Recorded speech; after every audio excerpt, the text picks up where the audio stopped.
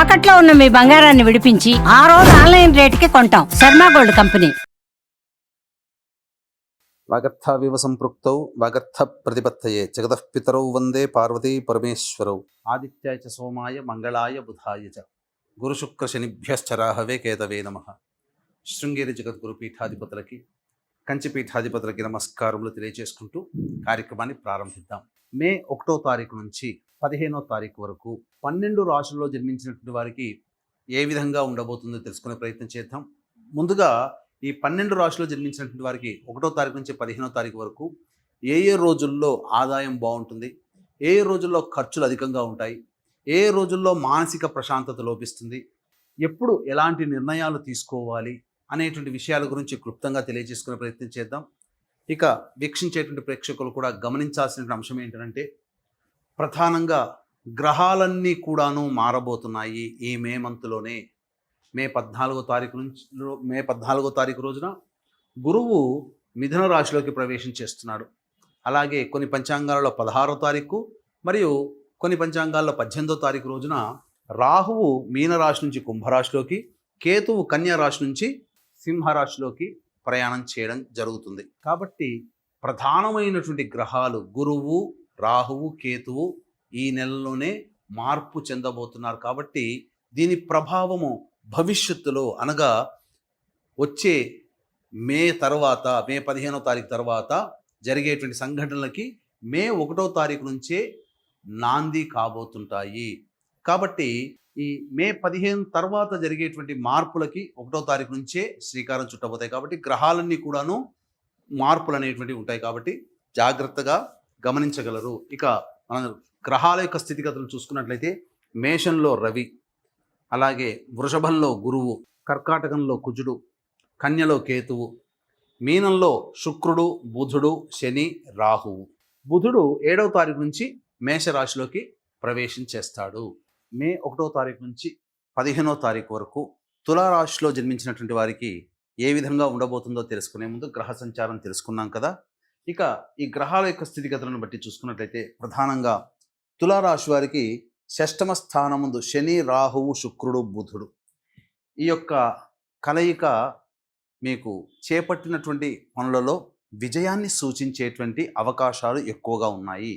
కాబట్టి తలబెట్టినటువంటి పనులన్నీ కూడాను మొండి ధైర్యంతో ముందడుగు వేస్తేనే విజయము సంప్రాప్తమవుతుంది అనేటువంటి సూచన ఈ గ్రహాల యొక్క స్థితిగతులను బట్టి మనకు తెలుస్తుంది. ఇక సప్తమంలో ఉన్నటువంటి రవి, బుధుల యొక్క సంచార ప్రభావం భాగస్వామ్య వ్యాపారం చేసేవాళ్ళైతే, లేకపోతే జీవిత భాగస్వామి ఎవరైనప్పటికీ కూడా వారితో కాస్త మర్యాదపూర్వకంగా వ్యవహరించగలగాలి. గుర్తుపెట్టుకోండి, ఇక్కడ మర్యాదపూర్వకంగా అనే ఒక వర్డ్ అనేటువంటి అంటే ఏంటి, వాళ్ళకి గౌరవం ఇవ్వడం అనేటువంటిది ముందుగా మీరు చేస్తే ఈ యొక్క 15 రోజుల పాటు వారి నుంచి ఎటువంటి ఇబ్బందికర పరిస్థితులు మీరు ఎదుర్కొనరు. గుర్తుపెట్టుకోండి ఇదొక్కటి కూడా. ఇక అష్టమ గురు సంచార ప్రభావము మీకు ప్రధానంగా ధనపరమైనటువంటి ఖర్చుల్ని అధికంగా మీకు సూచించబోతుంది. అది మీరు గమనించాలి. అలాగే సహాయ సహకారాలు ఎదుటి వాళ్ళ నుంచి ఆశించడం కంటే మీరుగా స్వయం కృషితో మీరు ముందడుగు వేసే ప్రయత్నం చేసుకోవాలని గ్రహము సూచన చేస్తుంది. ఇది ప్రధానంగా గుర్తుపెట్టుకోవాల్సినటువంటిది. అనవసరమైనటువంటి ఖర్చులు ఎక్కువగా ఉంటాయి. ఇక దశమ కుజ ప్రభావం వలన ఉద్యోగ స్థానంలో కుజగ్రహ ప్రభావం అనగా కుజుడు స్తంభించి ఉన్నటువంటి కారణం చేత ప్రధానంగా ఉద్యోగ సంబంధమైనటువంటి విషయాల్లో మీకు ఇబ్బందికర పరిస్థితులు ఎదురవుతాయి. తోటి ఉద్యోగస్తులో ఉన్నతాధికారుల సహాయ సహకారం లేకపోవడం వల్ల మీరు కాస్త మనస్తాపానికి గురయ్యేటువంటి సంఘటనలు ఉద్యోగం చేస్తున్నటువంటి వాళ్ళకి జరుగుతాయి. ఇక నిరుద్యోగస్తులు బాగా ప్రయత్నం చేస్తే తప్ప ఉద్యోగము లభించినటువంటి పరిస్థితి ఈ తులారాశిలో జన్మించినటువంటి వారికి ఎదుర్కోబోతున్నారు. కాబట్టి ఈ 6వ మందు ఉన్నటువంటి శని, రాహుల గ్రహ ప్రభావమే మీకు అనుకూలము తప్ప మిగతా గ్రహాలు అనుకూలంగా లేని కారణం చేత కొన్ని ఇబ్బందికర పరిస్థితులు అనేటివి ఎదురవ్వక తప్పదు.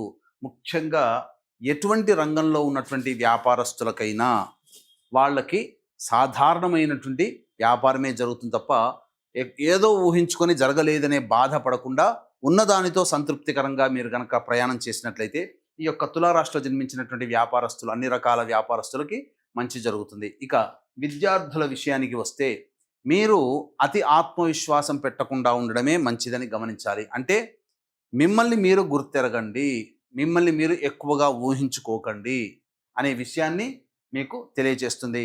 కాబట్టి కాంపిటేటివ్ ఎగ్జామ్స్లో మీరు అనుకున్న దానికంటే ఎక్కువగా కష్టపడే ప్రయత్నం చేయండి. దైవానుగ్రహం మీరు సంపాదించుకోవాలి. దైవానుగ్రహంతోనే మీరు ఈ కాంపిటేటివ్ ఎగ్జామ్స్లో ఈ తులారాశిలో జన్మించినటువంటి విద్యార్థులు ఉన్నత స్థానానికి చేరుకోగలుగుతారు. ఇక వివాహం కావాల్సినటువంటి అబ్బాయిలకి అమ్మాయిలకి మరి యొక్క వారం తర్వాతనే, అనగా నెక్స్ట్ జూన్లోనే, అనగా వారం కాదు జూన్లోనే మీకు మంచి సంబంధాలు కుదిరేటువంటి అవకాశాలు గోచరమవుతున్నాయి. ఇది మీకు సంబంధించినటువంటి చెప్పేటువంటి విషయాలు కాబట్టి జాగ్రత్త పడాల్సినటువంటి పరిస్థితి. ఇక వీక్షించేటువంటి ప్రేక్షకులకి గమనిక, ఈ యొక్క 12వ తేదీ వైశాఖ పౌర్ణమి సందర్భంగా సముద్ర స్నానము చేయాలని శాస్త్రం.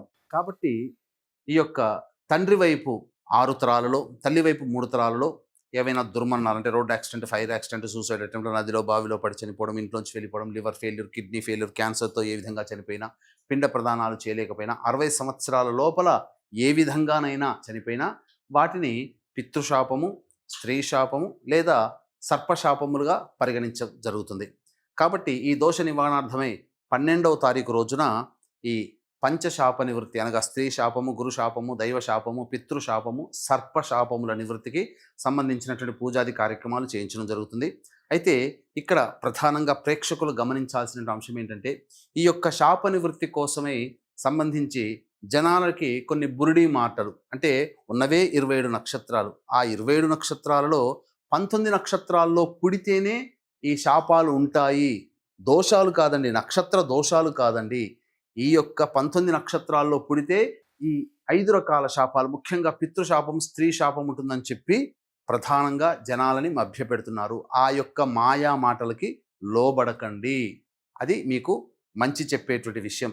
ఇంకొక విధానంగా ఏంటంటే, అలా అనుకొని భ్రమపడి వెళ్ళినటువంటి వాళ్ళకి ఒకే బ్రాహ్మణుని పెట్టి దాదాపు 3 లేదా 4 గంటలు జరగాల్సినటువంటి పూజా విధానాన్ని కేవలం 45 నిమిషాలు లేదా 1 గంటలో ఈ యొక్క కార్యక్రమాన్ని తుడిచిపెట్టేసేసి సంఖ్య పెంచుకుంటూ చేసుకుంటున్నారు తప్ప ప్రయోజనాన్ని కల్పించట్లేదు. అందుకే చాలామంది చేయించుకున్న వాళ్ళు కూడా మళ్ళీ చేయించుకుంటామని చెప్పి చెప్తున్నారు. కాబట్టి ఇక అటువంటి మాయా మాటల వల్ల కడకుండా చక్కగా ఈ సంబంధించినటువంటి కార్యక్రమంలో పాల్గొనే ప్రయత్నం చేయండి.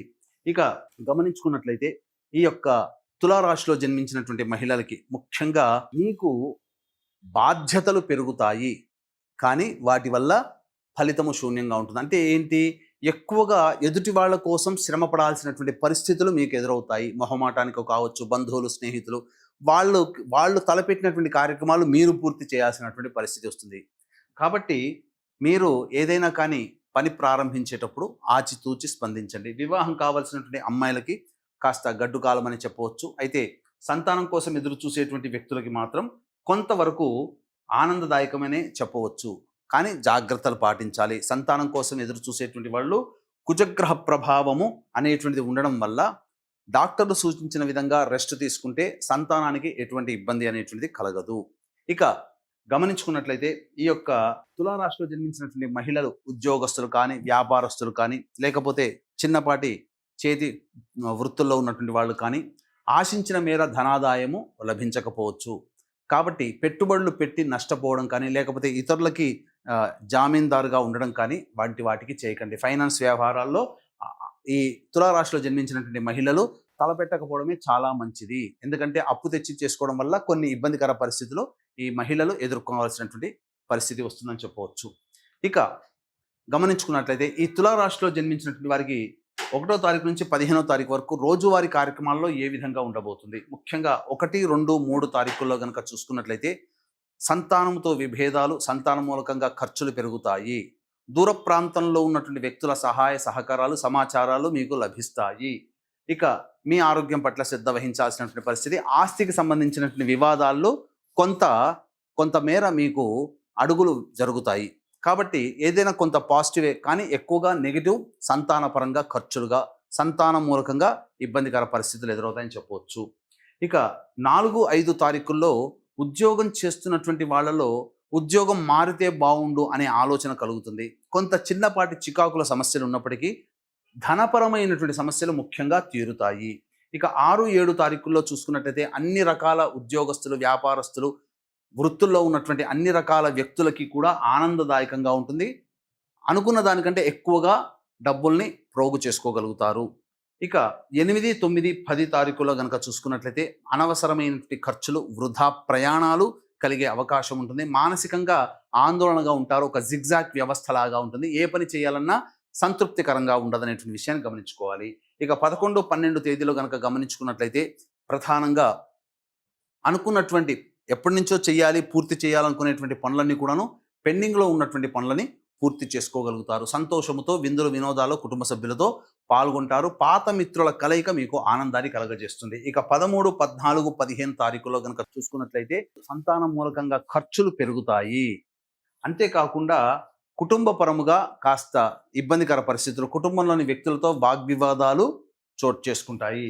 ఇక ధనము అధికంగా ఖర్చు అయ్యే అవకాశం ఉంటుంది. మానసికంగా ప్రశాంతత లేని జీవితాన్ని, ఏదో ఒక భయము లేదా ఒక ఆందోళనతో జీవితాన్ని 13, 14, 15 తారీఖులో గడుపుతారని చెప్పొచ్చు. ఏ తర్వాత చెప్పొచ్చేది ఏమిటంటే 8, 9, 10, 13, 14, 15 తారీఖులో ఖర్చులు అధికంగా ఉంటాయి కాబట్టి జాగ్రత్తలు పాటించండి.